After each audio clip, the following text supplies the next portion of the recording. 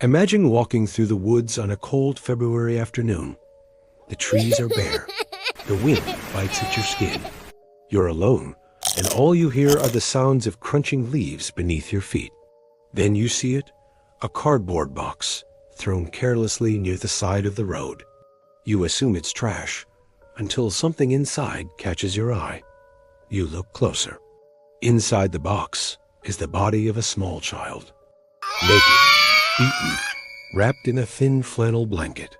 This isn't fiction. This is real.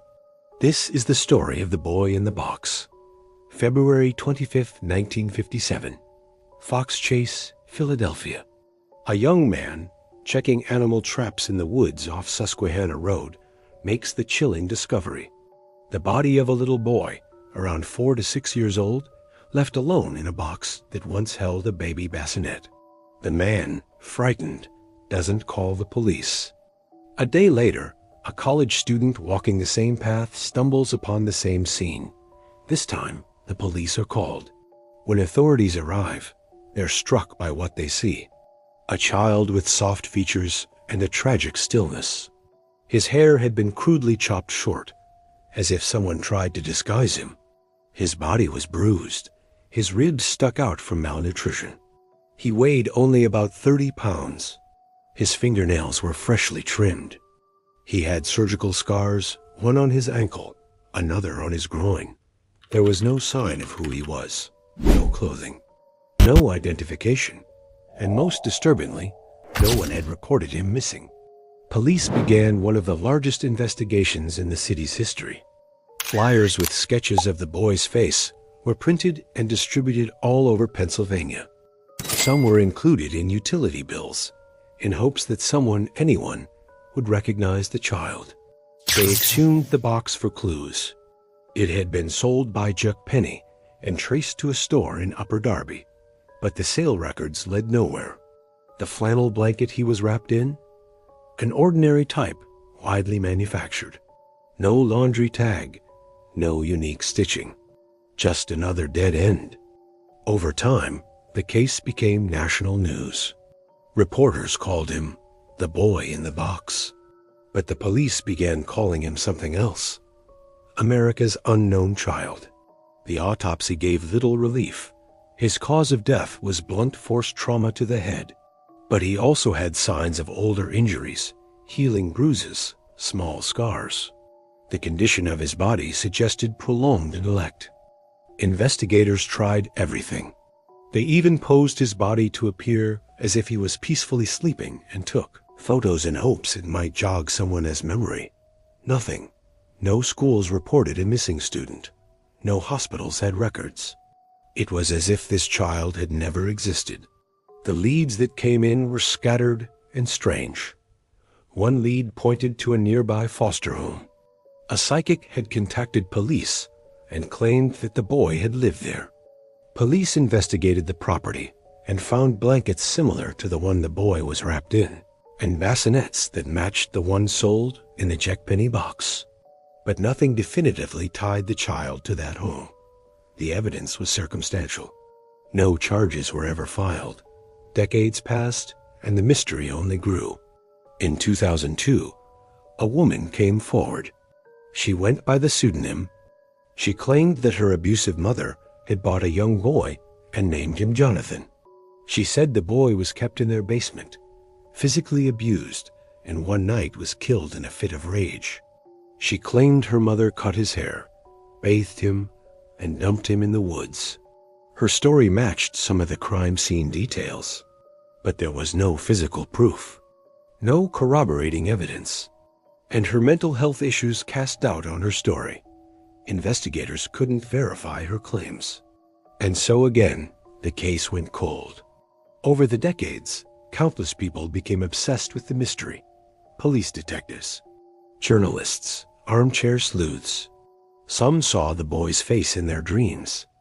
Others raised money for billboards. For 65 years, his image haunted Philadelphia. He was on posters, documentaries, websites. Always the same unanswered question. Who was he? Why did no one come looking for him?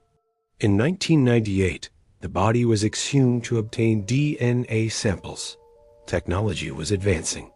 Maybe it could provide answers where traditional methods failed. A new resting place was chosen, Ivy Hill Cemetery. The new headstone reads simply, America's Unknown Child. People left flowers, toys, notes. He became more than a mystery. He became a symbol, a reminder of how a child could vanish and be forgotten. But he wasn't forgotten, not by everyone. And then, in late 2022, everything changed.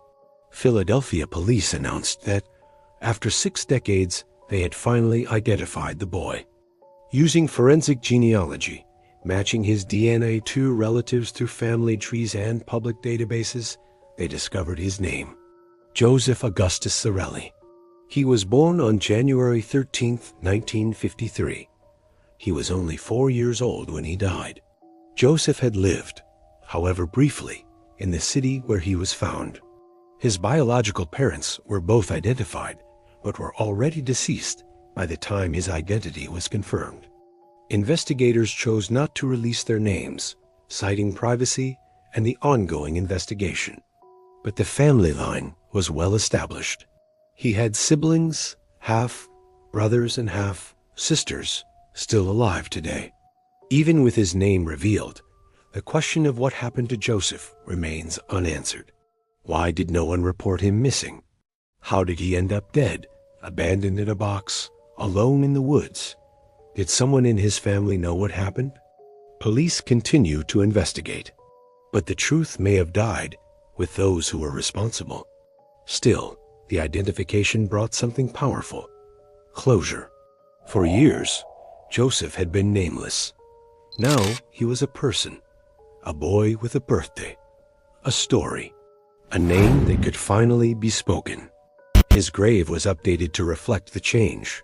Joseph Augustus Zarelli. The community held a ceremony. Officers who had worked the case for decades, some long since retired, attended. Strangers wept. Reporters stood silent, because this wasn't just a cold case anymore. It was Joseph's story, and it demanded to be told. Joseph's story forces us to ask uncomfortable questions. How could a child live, suffer, and die with no one noticing? How many other children are still out there, buried under lies and neglect? How many are waiting for someone to care enough to speak their name? In the end, Joseph Zarelli reminds us that justice isn't just about solving crimes. Sometimes justice is about restoring identity, about making sure that someone's life, no matter how short, is acknowledged, remembered, mourned. He was more than the boy in the box. He was Joseph. And now the world knows.